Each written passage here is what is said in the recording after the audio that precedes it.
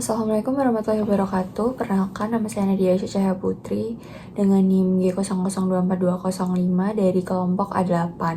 Di sini saya akan membuat video laporan praktikum anatomi blok 2.3. Seorang pria berusia 65 tahun bernama Tuan A dibawa ke instalasi gawat darurat oleh keluarganya karena mengalami kelemahan mendadak pada lengan dan tungkai kanan sejak 2 jam yang lalu. Selain itu, keluarga pasien melaporkan bahwa pasien berbicara terbata-bata, sulit menyusun kata-kata, dan tampak bingung ketika diajak berbicara. Tidak ada riwayat trauma kepala sebelumnya. Pada pemeriksaan fisik, didapatkan hemiparase sisi kanan, terutama lengan lebih berat dibandingkan tungkai. Refleks sisi kanan meningkat dan terdapat Babinski sign positif di sisi kanan. Hilangnya sensasi nyeri dan suhu nada sisi kanan tubuh termasuk wajah kanan. Kemudian saat diminta menjulurkan lidah pasien menyimpang ke arah kiri. Pasien tampak kesulitan berbicara secara motorik atau afasia non-fluent, tetapi memahami instruksi sederhana. Riwayat medis menunjukkan bahwa pasien merupakan perokok aktif, memiliki hipertensi dan diabetes mellitus yang tidak terkontrol. Pemeriksaan CT scan kepala menunjukkan infark iskemik pada lobus frontalis dan parietalis kiri, terutama di area korteks motorik dan sensorik primer. Terdapat pula iskemia parsial pada pons kiri. Soal yang pertama, jelaskan struktur pembentuk sirkulus willis mulai dari bagian anterior hingga posterior. Sebutkan juga fungsinya dalam menjaga perfusi cerebral saat terjadi sumbatan salah satu arteri besar. Nah, jadi sirkulus willis adalah anastomosis arteri yang berbentuk lingkaran di dasar otak yang menghubungkan sistem karotis interna dan vertebrobasilar. Jadi struktur ini tuh memungkinkan suplai darah kolateral saat terjadi sumbatan pada salah satu arteri besar. Untuk strukturnya dari anterior ke posterior ada anterior cerebral artery kanan dan kiri, anterior communicating artery yang menghubungkan ACA kanan dan kiri, kemudian ada internal carotid arteries dari arteri karotis interna menjadi sumber utama anterior circulation. Kemudian ada juga posterior communicating arteries yang menghubungkan ICA dengan arteri posterior. Kemudian ada posterior cerebral arteries yang merupakan cabang akhir dari arteri basilar. Kemudian ada juga basilar arteri, yaitu hasil gabungan dari kedua arteri vertebralis. Nah, fungsinya utama itu untuk menyediakan jalur kolateral saat terjadi sumbatan pada salah satu arteri utama, sehingga perfusi otak itu tetap terjaga. Kemudian untuk nomor 2, sebutkan dan jelaskan perbedaan antara tractus corticospinalis dan tractus spinothalamicus yang meliputi fungsi utama, titik awal dan akhir, lokasi penyilangan atau dekusatio, dan letak relatif di medula spinalis. Jadi, untuk yang pertama ini ada tractus corticospinalis. Tractus corticospinalis ini fungsinya untuk mengontrol gerakan motorik volunteer. Kemudian untuk titik awal dan titik akhirnya, titik awal dari tractus corticospinalis ini berada di area motorik primer atau di Brodmann 4 dan titik akhirnya ada di neuron motorik di medula spinalis. Kemudian untuk lokasi dekusasionya ada di medula oblongata atau dekusasio pyramidum. Nah, untuk letak di medula spinalisnya terletak di anterior dan lateral, yaitu di tractus corticospinalis lateral dan anterior. Kemudian untuk tractus spinothalamicusnya fungsinya untuk menghantarkan rasa nyeri, suhu, dan sentuhan kasar. Kemudian titik awal dan akhirnya, titik awalnya ada di neuron sensorik perifer yang terletak di medula spinalis, kemudian titik akhirnya ada di thalamus. Nah, untuk lokasi dekusasionya ada di medula spinalis, di level masuknya akar sensorik. Kemudian untuk letak di medula spinalisnya ada di anterolateral columna, yaitu tractus spinothalamicus anterior dan lateral. Kemudian untuk soal nomor 3, sebutkan pembagian trunkus cerebri atau batang otak dan minimal 2 struktur penting dari mesencephalon, pons, dan juga medula oblongata.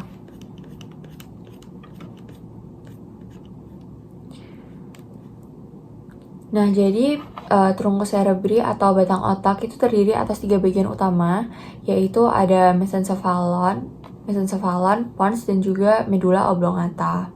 Nah, mesencephalon atau bisa disebut juga midbrain, ini terletak di atas pons dan menghubungkan batang otak dengan diencephalon.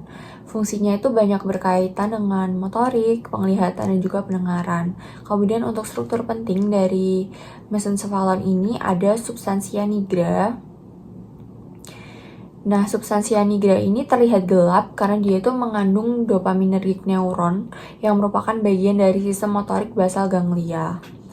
Degenerasi dari substansia nigra ini merupakan penyakit Parkinson, yaitu tremor atau bradykinesia. Kemudian juga ada colliculus superior dan inferior. Nah, untuk colliculus superiornya ini tuh berfungsi untuk mengatur refleks visual dan koordinasi gerakan mata. Sedangkan untuk yang inferiornya berfungsi mengatur jalur pendengaran atau relay sinyal auditori dari koklea ke korteks auditori. Kemudian untuk pons, jadi pons itu terletak di antara mesencephalon dan medula oblongata. Dia ini berfungsi sebagai jembatan komunikasi antara korteks cerebri dan cerebellum. Struktur pentingnya ada nuklei pontis yang berfungsi untuk menghantarkan sinyal dari korteks ke cerebellum melalui pedunculus cerebralis medius, dan nuklei pontis ini juga berperan penting dalam koordinasi motorik halus. Kemudian struktur penting yang kedua ada nucleus nervi facialis atau nervus 7. Ini berfungsi untuk kontrol otot wajah. Nah, kalau ada lesi di nervus 7 ini akan terjadi kelumpuhan wajah ipsilateral, misalnya tuh Bell's palsy. Ini untuk pons tampak anterior dan juga posterior. Oke, selanjutnya adalah medula oblongata. Di medula oblongata ini tuh merupakan bagian paling bawah dari batang otak yang menghubungkan otak dengan medula spinalis. Fungsi dari medula oblongata ini tuh untuk mengatur fungsi vital seperti pernafasan dan juga denyut jantung. Untuk struktur pentingnya ada decussatio pyramidum. Ini merupakan tempat penyilangan tractus corticospinalis ke sisi kontralateral. Kemudian dia ini juga penting dalam kontrol motorik sisi tubuh yang berlawanan. Kemudian untuk struktur penting selanjutnya ada nucleus gracilis dan juga nucleus cuneatus. Nucleus gracilis dan nucleus cuneatus ini merupakan relay pusat untuk jalur sensorik kolumna dorsalis untuk sentuhan halus dan juga propriosepsi. Nah, kemudian untuk informasi-informasi yang didapat ini akan disalurkan ke thalamus melalui lemniscus medialis. Kemudian untuk soal berikutnya, jelaskan asal-usul nukleus dan fungsi dari 3 nervus cranialis motorik murni, misalnya nervus 3, nervus 4, dan nervus 6, serta akibat lesi pada upper motor neuron dan lower motor neuronnya.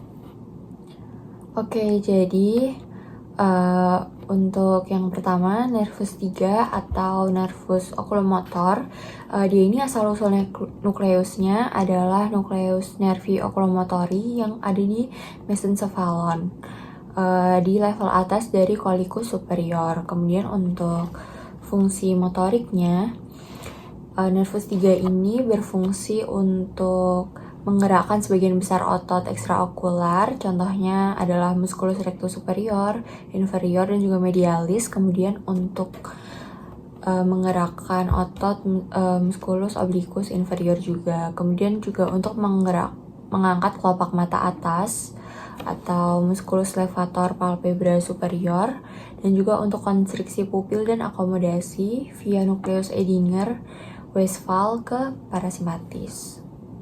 Nah, kemudian untuk lesi di upper motor neuronnya, dia ini jarang memberikan gejala klinis karena inervasi bilateral dari korteks. Sedangkan untuk lesi di lower motor neuronnya ada ptosis atau kelopak jatuh, kemudian ada mata yang mengarah ke lateral bawah karena dominasi dari nervus 4 dan 6, kemudian juga ada midriasis. Midriasis ini merupakan dilatasi pupil akibat hilangnya kontrol parasimpatis. Kemudian untuk nervus 4 atau nervus troclear, asal-usul nukleusnya itu ada dari nukleus nervi troclearis di mesencephalon di level bawah colliculus inferior. Nah, nukleusnya ini tuh unik karena sarafnya tuh keluar dari sisi dorsal batang otak dan menyilang sebelum keluar. Sebelah sini. Kemudian fungsi motorik dari nervus troclear ini, dia berfungsi untuk menggerakkan musculus obliquus superior, yaitu untuk mengarahkan mata ke bawah dan dalam atau inferomedial. Nah, lesi upper motor neuronnya itu juga tidak terlalu mencolok karena ada suplai dari bilateral. Kemudian untuk lesi lower motor neuronnya ada diplopia vertikal atau penglihatan ganda saat melihat ke bawah, misalnya untuk membaca atau ketika menaiki tangga. Kemudian kompensasinya adalah dengan memiringkan kepala ke sisi sehat. Selanjutnya ada nervus 6 atau nervus abducens. Dia ini asal-usul nukleusnya ada nukleus nervi abducentis yang terletak di pons, lebih tepatnya di tegmentum dorsal bawah. Fungsinya untuk menggerakkan musculus rectus lateralis yang berfungsi untuk abduksi bola mata atau gerakan ke lateral. Untuk lesi di upper motor neuronnya jarang dominan karena kontrol bilateral, dan untuk yang di lower motor neuronnya ada strabismus medial atau mata itu tertarik ke dalam. Kemudian juga ada diplopia horizontal, yaitu mata itu nggak bisa melirik ke arah lateral sisi lesi. Jadi misalkan ada lesi di sebelah kiri dia itu nggak bisa melirik ke kiri gitu. Kemudian soal nomor 5, jelaskan lokasi dan fungsi dari area Brodmann berikut ini. A. Area 4, B. Area 1, 2, 3, C. Area 44 dan 45, D. Area 22. Oke, jadi yang pertama ada Brodmann area 4. Area 4 itu terletak di gyrus presentalis yang terletak di lobus frontalis. Nah, fungsi utamanya itu tuh untuk motorik primer. Jadi untuk mengontrol gerakan yang volunteer. Jadi setiap bagian tubuh itu diwakili dalam motor homunculus. Lesinya ada hemiparesis kontralateral. Kemudian untuk Brodmann area 1, 2, 3, dia ini merupakan area sensorik primer dan terletak di gyrus postcentralis di lobus parietalis. Fungsinya untuk sensorik primer yaitu untuk menerima dan memproses informasi sensorik dari tubuh. Misalnya tuh sentuhan, kemudian propriosepsi, tekanan, dan juga temperatur. Untuk lesinya ada hilangnya sensasi kontralateral.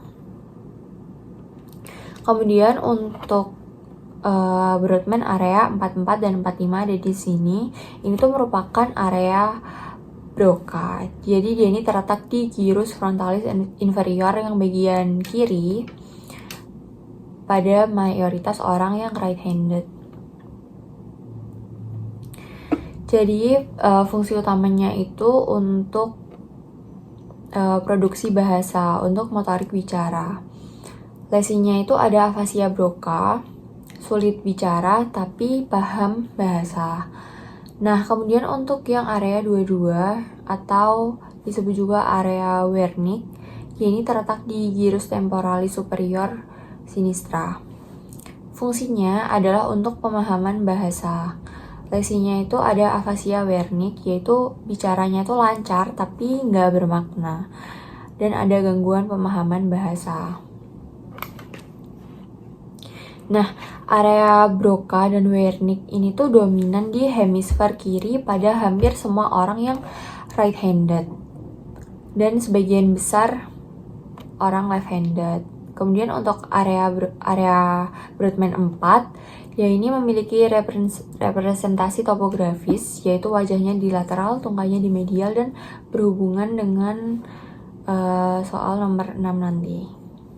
Nah, kemudian ini soal nomor 6, mengapa oklusi pada arteri cerebri medial lebih sering menyebabkan kelumpuhan pada wajah dan lengan dibandingkan tungkai? Jelaskan dengan mengaitkan distribusi vaskular dan homunculus motorik. Jadi, arteri cerebri media itu merupakan cabang dari arteri carotis interna dan menyuplai bagian lateral hemisfer cerebri. Homunculus motoriknya yang ada di area Brodmann 4 di gyrus presentalis itu menggambarkan representasi bagian tubuh pada korteks motorik. Jadi wajah dan lengan itu tuh direpresentasikan di bagian lateral korteks dan disuplai oleh arteri cerebri media. Kemudian untuk tungkai bawah direpresentasikan di bagian medial korteks yang disuplai oleh arteri cerebri anterior. Jadi kesimpulannya, oklusi pada arteri cerebri media itu menyebabkan kerusakan area motorik lateral seperti kelumpuhan pada wajah dan lengan kontralateral. Kemudian tungkai biasanya itu tidak terlalu terpengaruh karena disuplai oleh arteri cerebri anterior yang tidak ikut tersumbat. Untuk contoh klinisnya ada stroke ACM kanan, bisa terjadi kelumpuhan wajah dan lengan kiri, dan juga afasia jika dominan kiri, dan hemineglect jika dominan kanan. Kemudian untuk soal selanjutnya, soal nomor 7 atau soal terakhir, jelaskan mekanisme kompensasi vaskular yang terjadi jika terdapat oklusi pada arteri carotis interna kiri dengan mengaitkan struktur circulus willis yang terlibat. Nah, karena struktur yang terlibat itu adalah circulus willis, dan circulus willis itu merupakan anastomosis arteri di dasar otak yang menghubungkan sirkulasi anterior dan posterior serta kiri dan kanan. Jadi komponen utamanya itu ada arteri cerebri anterior, arteri komunikasi anterior, arteri komunikasi posterior, arteri cerebri media. Walaupun arteri cerebri media ini tidak termasuk langsung dalam circulus willis, tapi terdampak oleh suplai ICA.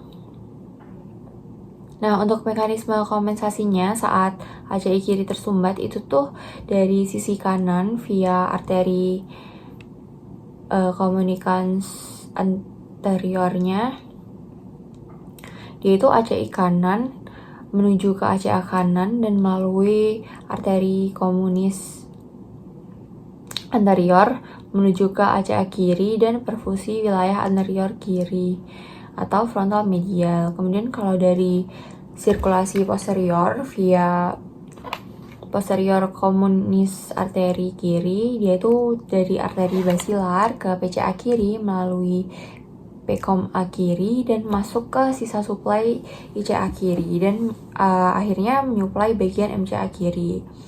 Nah, tujuan kompensasinya itu untuk menjaga perfusi korteks frontal medial dan lateral yang biasanya tuh disuplai oleh ICA kiri.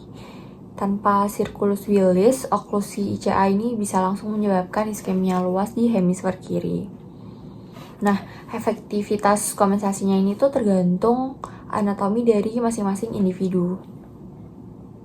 Bila arteri komunis posterior atau arteri komunis anteriornya hipoplastik atau tidak ada, maka kompensasinya itu tidak optimal dan resiko stroke-nya lebih tinggi.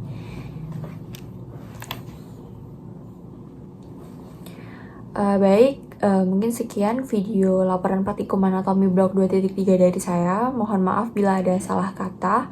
Terima kasih. Wassalamualaikum warahmatullahi wabarakatuh.